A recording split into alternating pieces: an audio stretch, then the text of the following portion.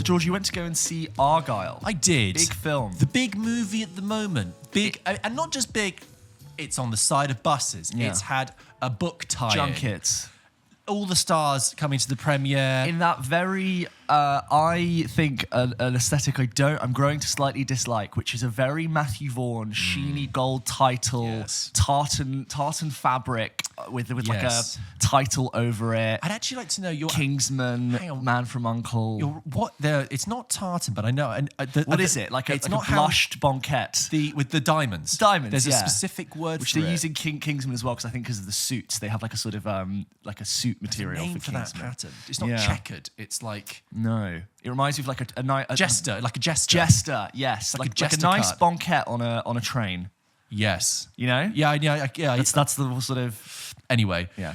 Yes, so Argyle, which is a new $200 million movie directed by Matthew Vaughn. Matthew Vaughn, of course, who made the Kingsman movies, 3 of those. He also made Kick-Ass, X-Men Layer First Cake, Class. X-Men First Class. And... I really like Matthew Vaughn films until I don't. Right. Anyway, Argyle has a cast, a galaxy of stars. Henry Cavill, John Cena, Bryce Dallas Howard, Sam Rockwell, Bryan Cranston, Samuel L. Jackson, Ariana DeBose, Catherine O'Hara, and that's not a spoiler, one scene, Richard E. Grant. So they're all in there. Amazing. I mean, just throw him in there. Put him in everything. Put him in everything. Thank you very much. Oh, and Dua Lipa as well. But I forgot to mention her because she's in the movie for about as long as she's in the trailer. Which is not what the poster wants you to think. The They want you to think it is a Henry Cavill a and Dua spy Lipa comedy movie. starring Henry Cavill and Dua Lipa. So, the premise of Argyle is thus. It's an original script, an original idea by Matthew Vaughn. Ellie Conway is a spy writer, spy novelist, and she has a successful series of novels called Argyle. And in the Argyle world, which we see recreated before our eyes, the spy of Argyle is played by Henry Cavill in a velvet, ridiculous suit looking like a very buff waiter and a flat top haircut, which Yeah. looks ridiculous. But it doesn't matter because it's a fantasy world. It's a fiction world. He has a sidekick played by John Cena and Ariana DeBose, and he's a smooth-talking Bond pastiche, right? He's so ready to play Bond and everything but Bond. Yes, he's too old for Bond now. He won't be Bond. But maybe he'll be a Bond villain one day. Bond. I think it would have been a solid Bond. Yeah, absolutely. And in the real world of the film, Ellie Conway, played by Bryce Dallas Howard, is these books are incredibly successful. She's doing very well, but she's very lonely, and she just lives life with her cat, played by Matthew Vaughn's cat, Big Whoop. And Matthew Vaughn, Is it in the credits as Matthew Vaughn's cat? it just is his cat. Yeah, I don't know what the name of the cat is, but by the way, Matthew Vaughn married to Claudia Schiffer. Did you know that? The model for like years as well. Not a new thing, just there. And I noticed a few Claudia Schiffer books made their way into the background of certain scenes as well. That's shameless. Yeah. Anyway, she plays a successful novelist, and she, like I said, very lonely. She decides to go and visit her mother one day, played by Catherine O'Hara. She's on the train, and what happens, of course, is that Sam Rockwell, in full sort of Jesus beard and hair, sits down in front of her, who reveals himself to be an actual spy, a real spy. And he says to her, you have to come with me in a very sort of, any sort of spy movie thing. You have to come with me because you're life is in danger. Yeah, your life is in danger. You're in great threat. And she goes, what? No, damsel in distress, reluctant heroine, pulled away and whisked into a world of espionage, full of spy movie cliches, blah, blah, blah, blah, blah, blah, blah, blah, blah. Here's the thing about Argyle. If you have followed the news recently, you'll know that it has got some excoriating reviews saying it is 1-star reviews everywhere, one of the worst films ever made. I can just say I don't have as strong feelings about the film as that.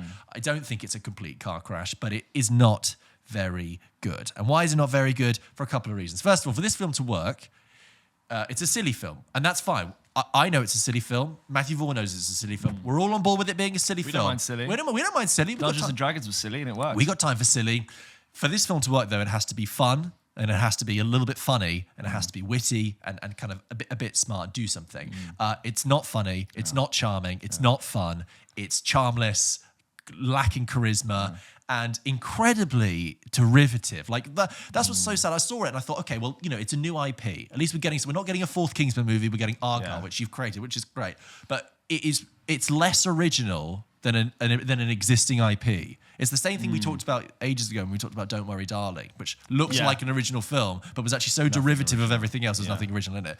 So, I mean, literally derivative of everything. The whole reluctant heroine, kind of freewheeling hero dynamic between her and him, Sam Rockwell and Bryce Dallas Howard, has just been done so many times. I was even seeing like a bit of The Mummy, you know, between Brendan Fraser and Rachel Weisz in there, done much better in The Mummy by that. Yeah. And actually Matthew Vaughn has said he wanted to kind of, he was taking inspiration from a film called Romancing the Stone, which is a very swashbuckling with Michael Douglas and Kathleen Turner. But so that kind of dynamic, like I mentioned about The Mummy, is there, but much better in The Mummy, just much better and more Mummy's charming. great.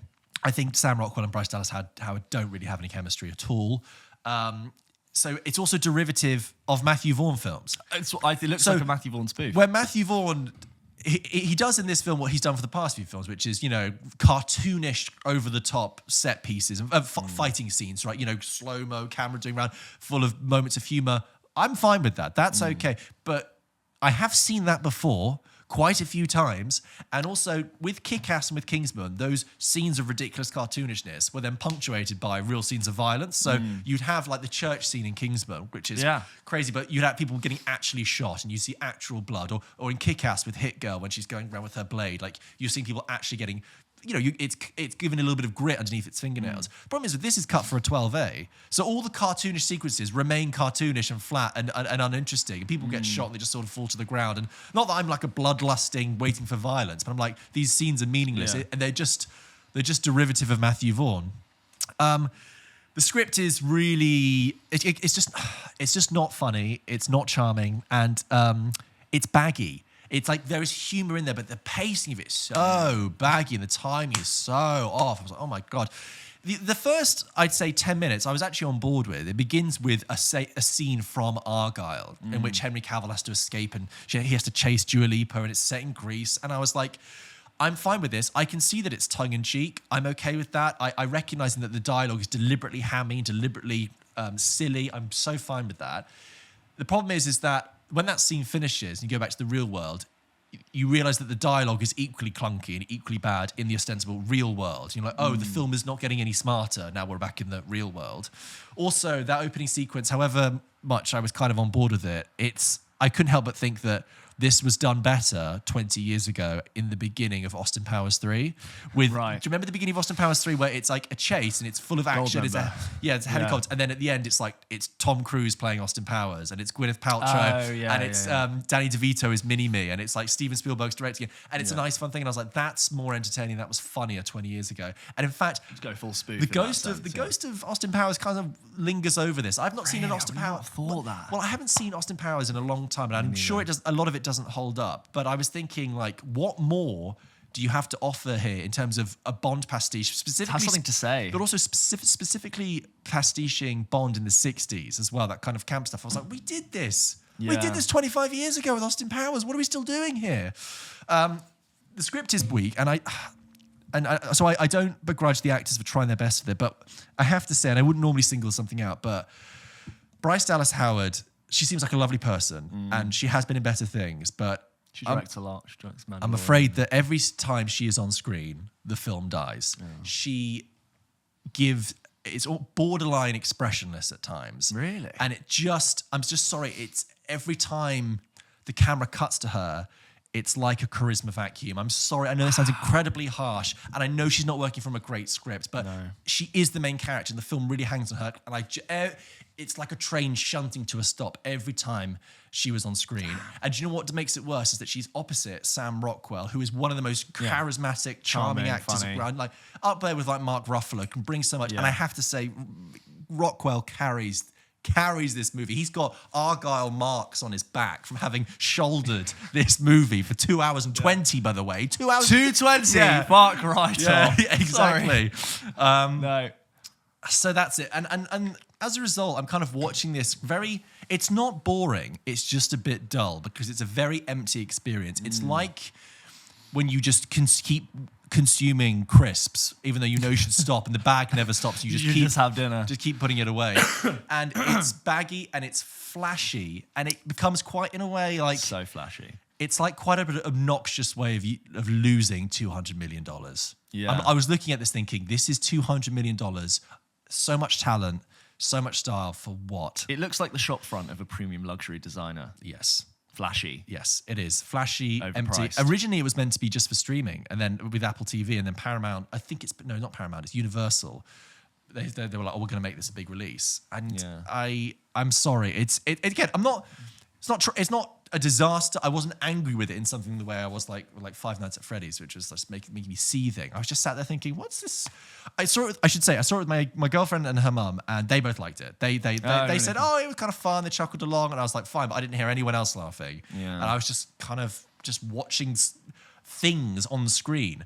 Most people will watch this film on a plane. Yeah, oh my God, it'll be a plane film. They will sleep through it, and they'll wake up and because the plot is also incomprehensible and silly and also tied to nothing. There's the essential premise once Sam Rockwell has taken Bryce Dallas Howard is like, oh, this shady government organization headed by Bryan Cranston wants you because everything you write in your novel seems to come true. And like you're on so we're going to go to this place and like, we don't know what happened to this spy after this certain point. So maybe like, what would you say would happen in the book? And I'm like, okay, so you're telling me as an audience member that basically the plot is going to be written in front of my eyes. You're literally going to make this up as you go along. The character is going to make up what happens, not based on any sort of discernible skill. It's not like, oh, I'm going to have to use my real intellect to hack into this thing or whatever. It's just, oh, let me think. Well, I guess the character would do this. And I'm like, that's boring. That's not interesting. What can I do with that?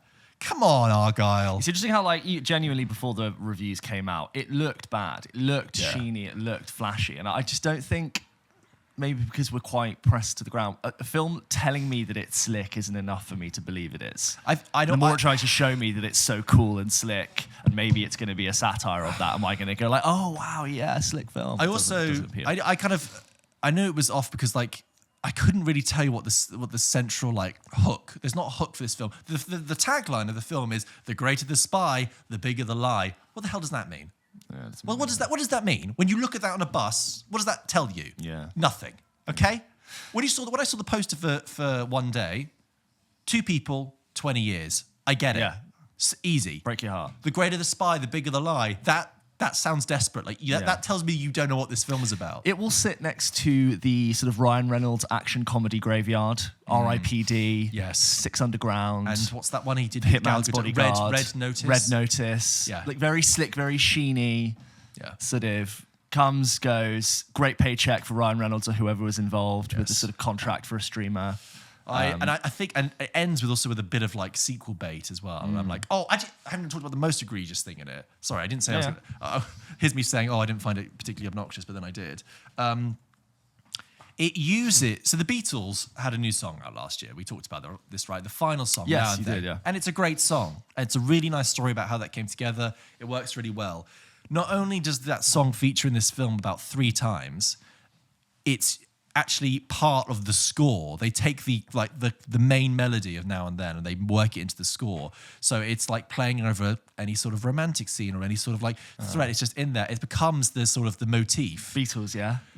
And I think and I'm like, why is this in this movie? Because you have a song that's a piece of genuine artistry, and you have this, which is a piece of nothing. Yeah. Why are you stop ruining Matthew Vaughn? Stop ruining this song for me. It's funny because like 10 years ago, I would have probably thought, oh yeah, like Matthew Vaughn could probably direct a really good Bond film. But I think the films he's made in the last 10 years make me think, please no, I don't want Kingsman Bond. I don't want, I don't know, that brand of subverting it. But anyway, that was Argyle, guys. If you managed to catch Argyle and you had any similar thoughts or disagreements, please send them into hello@popkitchenpodcast.com. We'll read them out on the show. Please note how I took one for the team there, because I said to James, I was like, oh, I'm going to sing Argyle with Anna and her mum. And you were like, in that case, I'll leave it to you. Yeah. I've seen plenty of shit. I've seen plenty of shit for this podcast that you've not seen, so I won't hear it. Like what?